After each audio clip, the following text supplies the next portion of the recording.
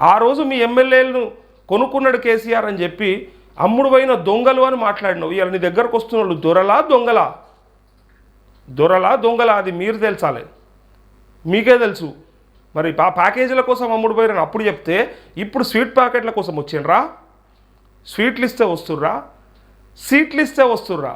అలా ఆలోచించుకోరు ఒకసారి. అప్పుడు రాజకీయం అవుతుంది. ఇప్పుడు ఏమంటారు దీన్ని?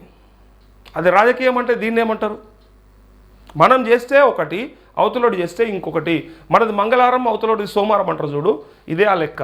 ఆ రోజు వద్దన్నాడు, ఆ రోజు దీన్ని ఖండించిర్రు. ప్రభుత్వాన్ని పడగొడతామంటే చూస్తూ ఊరుకోం.